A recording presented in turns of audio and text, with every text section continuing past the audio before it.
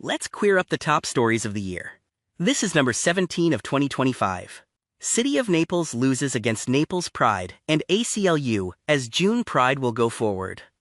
We recall this story from May 14th when Naples Pride challenged city-imposed restrictions that forced drag indoors and barred anyone under 18.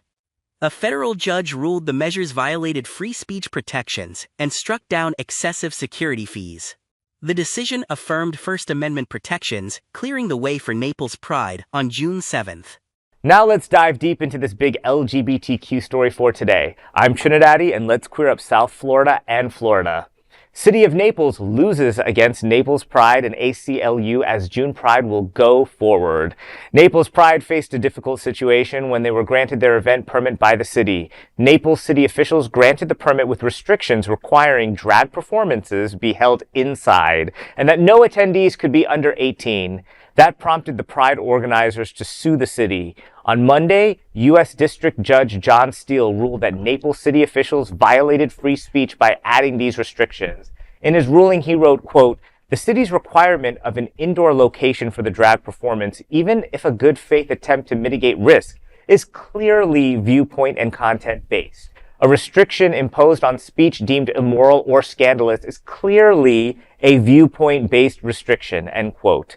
Many cities have attempted similar restrictions on Pride events following the drag ban signed into law by Governor Ron DeSantis.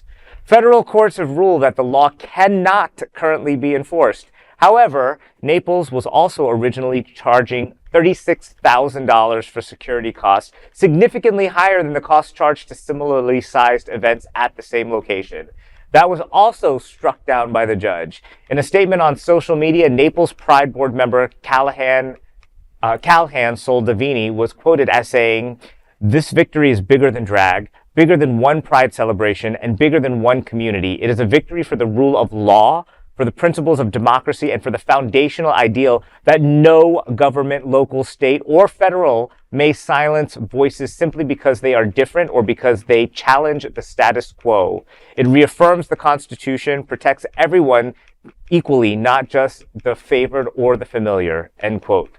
Now the entire community exercises their First Amendment rights by participating, performing, and attending Naples Pride on June 7th. So you know what? We knew all of these things were unconstitutional. The things that DeSantis is doing, the things that Trump is doing, everybody knows that they're unconstitutional.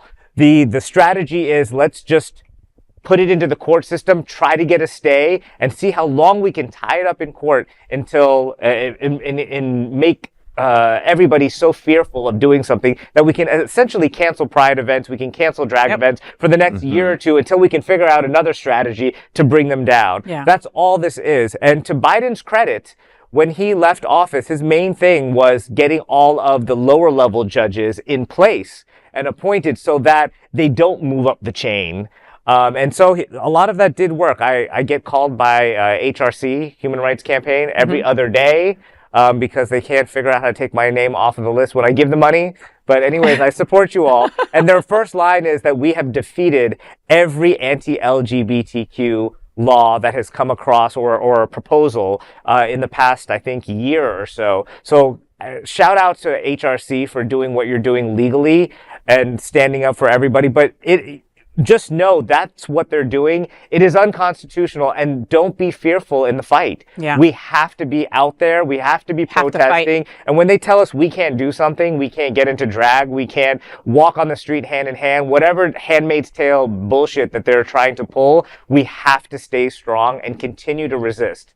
You know, it is now, we're in May, right? And William Haas, the president of the Bears of South Florida, who's also a member of Naples Pride, right, came and brought us this story to the table months ago, right? When sponsorships were pulling out, when the city didn't want to give them the permits, right? You know, to charge a small group like Naples Pride, $36,000 for security, when last year it was a third of that. You know, it's just a slap in the face, literally telling you we're only charging you more because you're queer, right? Because you're doing an LGBTQ plus event. And many others would have just rolled over and said, you know what? We don't want the drama, right? Let's wait till next year, like you said, right? I mean, and it's not it's not the wrong, it's the wrong answer, right? But I understand people doing that. People have to protect their nonprofits. People have to protect the money that they do have. Yeah. People don't want to lose all their sponsors, right? So people do things, and those decisions are not freaking easy at all, So they could have turned over and said, F it, let's not do it. But instead, they got Miss Bouvier to start getting money together, right? They raised tens of thousands of dollars, for Naples Pride. They're still having Naples Pride no matter what. And then something like this saying, no, we're not going to stand for it, right? We're not going to stand for it. We're not going to roll over. We're not going to kiss the ring. We're going to fight. And they're still going to be able to have their Naples Pride, which is incredible, because when they first said this story, I was a little worried. I thought they probably wouldn't be able to have their gala, their pride and everything. Their gala was super successful, and now their pride will be as well. And Naples is pretty red.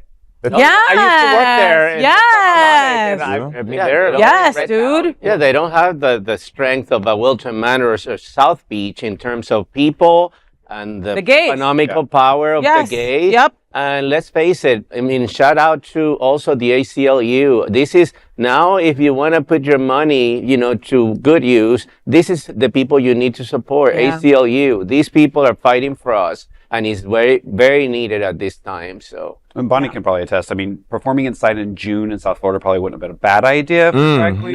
However, this is not just a victory for them. This is a victory for all of the small prides out there, because this is now a precedent. Yep. And when Ms. Bouvier stepped up and was helping, she said it best. This is not just about Naples community. This is about all of our prides nationwide. Because if this had won, that sets precedent.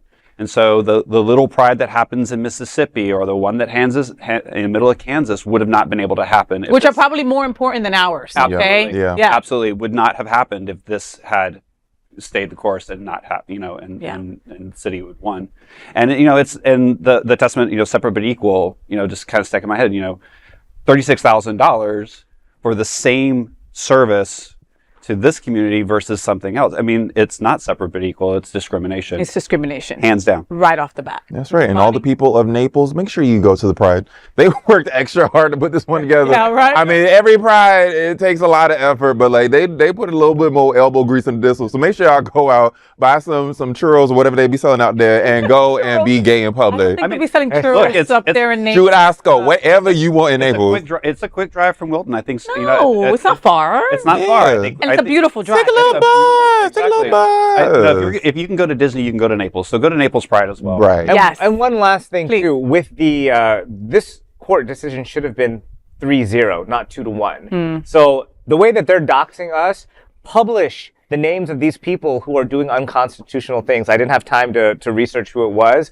but those are the judges. When voting comes out, most of the time when it's judges, we're like, I don't know who this is, whatever. Do a little research, note of find that. those people, and make sure that you take note of that judge's name who dissented in that 2-1 decision, and all the other people that contributed to trying to block it. And remember those names. Publish those names. 100%. And on the other side, big shout out and love going to all the people who fought for Naples Pride, all the performers, all the board members, everybody who sets up and puts down, okay? All of you made that happen and will make that super, super successful. On another side note, I want to send love from everybody at this table going out to William Haas, the president of the Bears of South Florida. He just lost his mother.